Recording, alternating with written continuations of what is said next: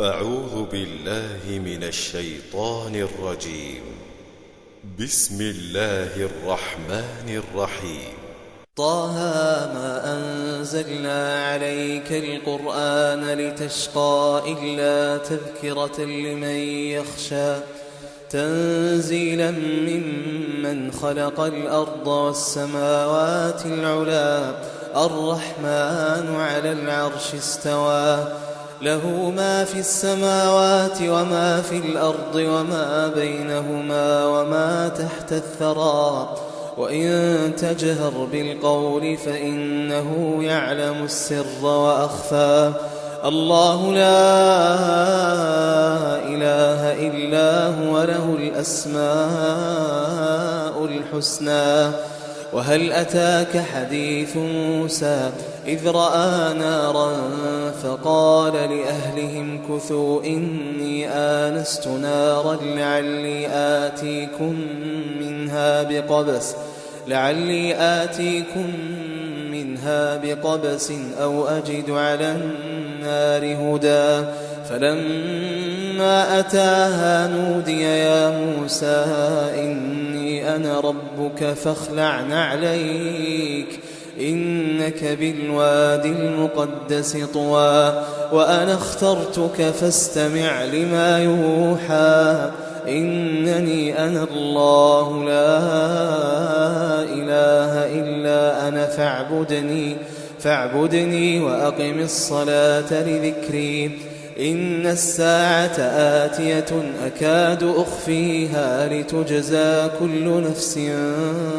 بما تسعى فلا يصدنك عنها من لا يؤمن بها واتبع هواه فتردى وما تلك بيمينك يا موسى قال هي عصاي أتوكأ عليها وأهش بها على غنمي ولي فيها مآرب أخرى قال ألقها يا موسى فألقاها فإذا هي حية تسعى قال خذها ولا تخف سنعيدها سيرتها الأولى واضمم يدك إلى جناحك تخرج بيضاء من غير سوء آية أخرى لنريك من آياتنا الكبرى اذهب إلى فرعون إنه طغى قال رب اشرح لي صدري ويسر لي أمري واحلل عقدة من لساني يفقه قولي واجعل لي وزيرا من أهلي هارون أخي أشدد به أزري وأشركه في أمري كي نسبحك كثيرا ونذكرك كثيرا إنك كنت بنا بصيرا قال قد أوتيت سؤلك يا موسى ولقد مننا عليك مرة أخرى إذ أوحينا إلى أمك ما يوحى أن اقذفيه في التابوت فقذفيه في اليم فليلقه اليم بالساحل يأخذه عدو لي وعدو له وألقيت عليك محبة مني ولتصنع على عيني إذ تمشي أختك فتقول هل أدلكم على من يكفله فرجعناك إلى أمك كي تقر عينها ولا تحزن وقتلت نفسا فنجيناك من الغم وفتناك فتونا فلبثت سنين في أهل مدين ثم جئت على قدري يا موسى واصطنعتك لنفسي اذهب أنت وأخوك بآياتي ولا تنيا في ذكري اذهبا إلى فرعون إنه طغى فقولا له قولا لينا لعله يتذكر أو يخشى قالا ربنا إننا نخاف أن يفرط علينا أو أن يطغى قال لا تخافا إنني معكما أسمع وأرى فأتياه فقولا إنا رسولا ربك فأرسل معنا بني إسرائيل ولا تعذبهم قد جئناك بآية من ربك والسلام على من اتبع الهدى إنا قد أوحي إلينا أن العذاب على من كذب وتولى قال فمن ربكما يا موسى قال ربنا الذي أعطى كل شيء خلقه ثم هدى قال فما بال القرون الأولى قال علمها عند ربي في كتاب لا يضل ربي ولا ينسى الذي جعل لكم الأرض مهدا وسلك لكم فيها سبلا وأنزل من السماء ماء فأخرجنا به أزواجا من نبات شتى كلوا وارعوا أنعامكم إن في ذلك لآيات لأولي النهى منها خلقناكم وفيها نعيدكم ومنها نخرجكم تارة أخرى ولقد أريناه آياتنا كلها فكذب وأبى قال أجئتنا لتخرجنا من أرضنا بسحرك يا موسى فلنأتينك بسحر مثله فاجعل بيننا وبينك موعدا لا نخلفه نحن ولا أنت مكانا سوى قال موعدكم يوم الزينة وأن يحشر الناس ضحى فتولى فرعون فجمع كيده ثم أتى قال لهم موسى ويلكم لا تفتروا على الله كذبا فيسحتكم بعذاب وقد خاب من افترى فتنازعوا أمرهم بينهم وأسروا النجوى قالوا إن هذان لساحران يريدان أن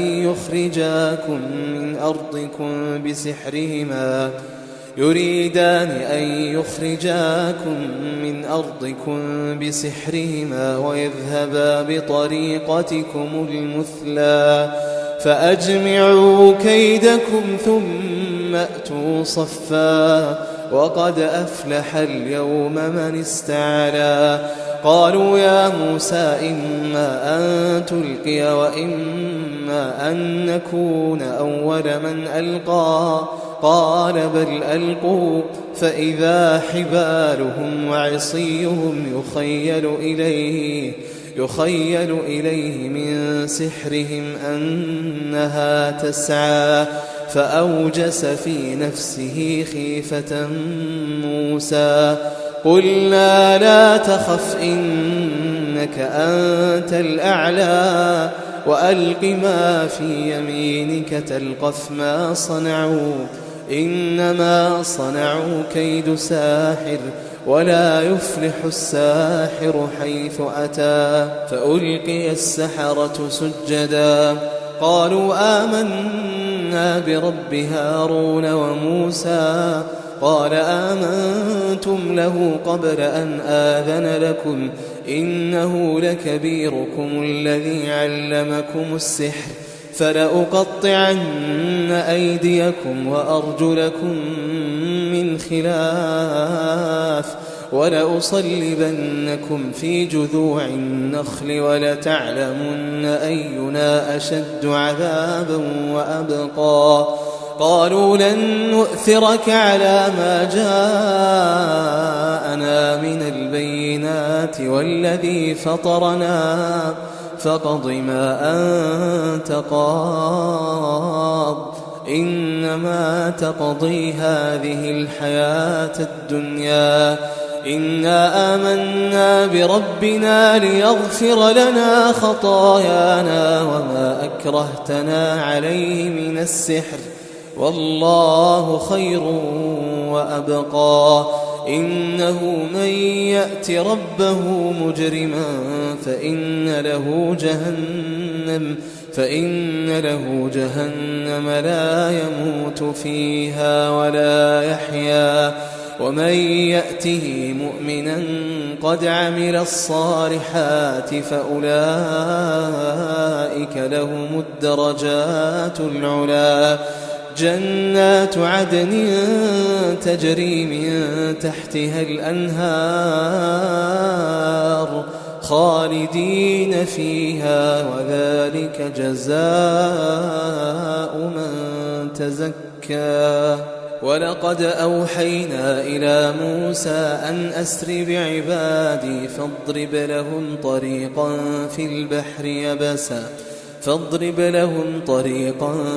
في البحر يبسا لا تخاف دركا ولا تخشى فأتبعهم فرعون بجنوده فغشيهم من اليم ما غشيهم وأضل فرعون قومه وما هدى يا بني إسرائيل قد أنجيناكم من عدوكم وواعدناكم جانب الطور الأيمن ونزلنا عليكم المن والسلوى كلوا من طيبات ما رزقناكم ولا تطغوا فيه فيحل عليكم غضبي ومن يحلل عليه غضبي فقد هوى وإني لغفار لمن تاب وآمن وعمل صالحا ثم اهتدى وما أعجلك عن قومك يا موسى قال هم أولئك على أثري وعجلت إليك رب لترضى قال فإنا قد فتنا قومك من بعدك وأضلهم السامري فرجع موسى إلى قومه غضبان أسفا قال يا قوم ألم يعدكم ربكم وعدا حسنا أفطال عليكم العهد أم أردتم أن يحل عليكم غضب من ربكم فأخلفتم موعدي قالوا ما أخلفنا موعدك بملكنا ولكننا حملنا أوزارا من زينة القوم فقذفناها فكذلك ألقى السامري فأخرج لهم عجلا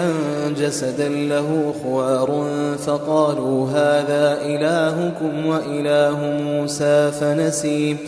أفلا يرون ألا يرجع إليهم قولا ولا يملك لهم ضرا ولا نفعا ولقد قال لهم هارون من قبل يا قوم إنما فتنتم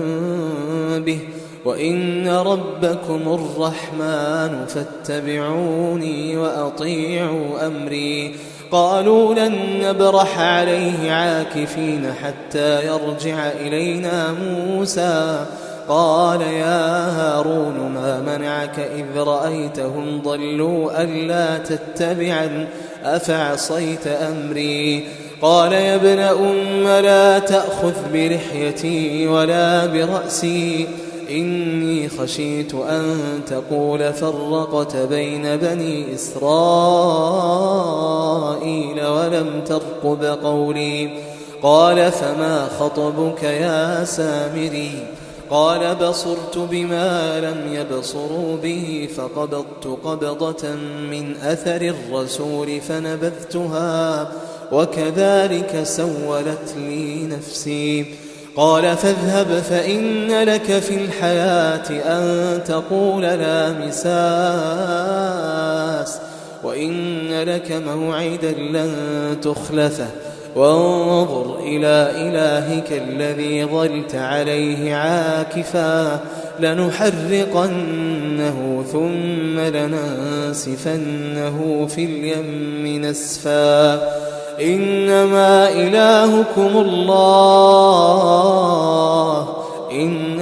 إلهكم الله الذي لا إله إلا هو وسع كل شيء علما كذلك نقص عليك من أنباء ما قد سبق وقد آتيناك من لدنا ذكرا من أعرض عنه فإنه يحمل يوم القيامة وزرا خالدين فيه وساء لهم يوم القيامة حملا يوم ينفخ في الصور ونحشر المجرمين يومئذ زرقا يتخافتون بينهم إن لبثتم إلا عشرا نحن أعلم بما يقولون إذ يقول أمثلهم طريقة إن لبثتم إلا يوما ويسألونك عن الجبال فقل ينسفها ربي نسفا فيذرها قاعا صفصفا لا ترى فيها عوجا ولا أمتا يومئذ يتبعون الداعي لا عوج له وخشعت الأصوات للرحمن فلا تسمع إلا همسا يومئذ لا تنفع الشفاعة إلا من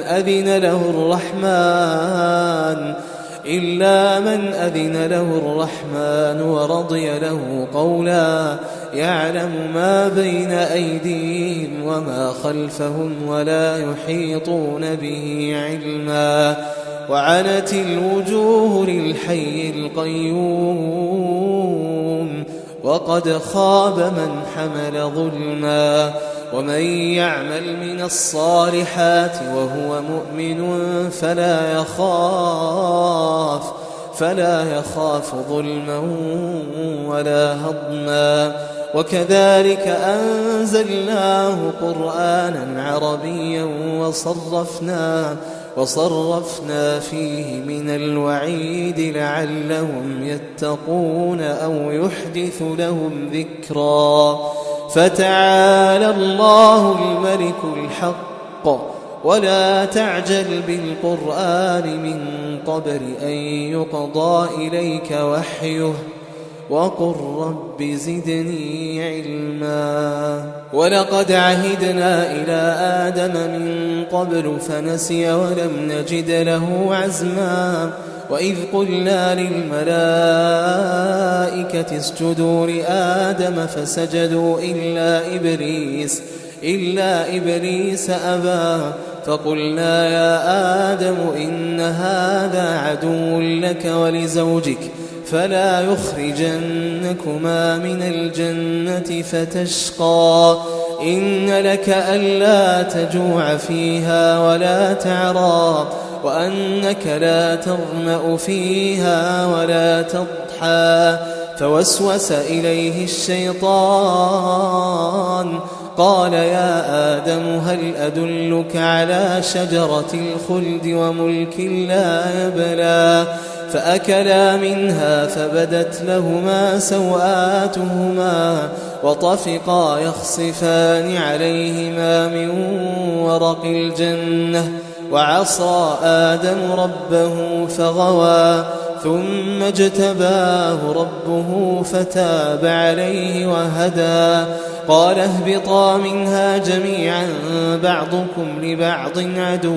فإما يأتينكم مني هدى فمن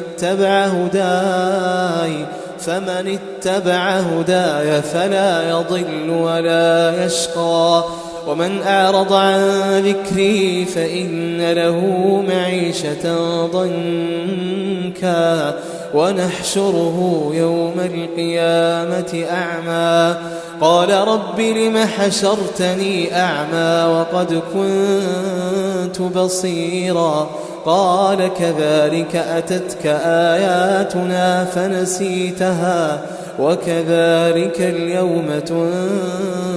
تنسى وكذلك نجزي من أسرف ولم يؤمن بآيات ربه ولعذاب الآخرة أشد وأبقى أفلم يهد لهم كم أهلكنا قبلهم من القرون يمشون في مساكنهم إن في ذلك لآيات لأولي النهى ولولا كلمة سبقت من ربك لكان لزاما وأجل مسمى فاصبر على ما يقولون وسبح بحمد ربك قبل طلوع الشمس وقبل غروبها ومن آناء الليل فسبح وأطراف النهار لعلك ترضى ولا تمدن عينيك إلى ما متعنا به أزواجا منهم زهرة الحياة الدنيا لنفتنهم فيه ورزق ربك خير وأبقى وأمر أهلك بالصلاة واصطبر عليها لا نسألك رزقا نحن نرزقك والعاقبة للتقوى وقالوا لولا يأتينا بآية من ربه أولم تأتهم بينة ما في الصحف الأولى ولو أنا أهلكناهم بعذاب من قبله لقالوا ربنا لولا أرسلت إلينا رسولا فنتبع آياتك من قبل أن نذل ونخزى قل كل متربص فتربصوا فستعلمون من أصحاب الصراط السوي ومن اهتدى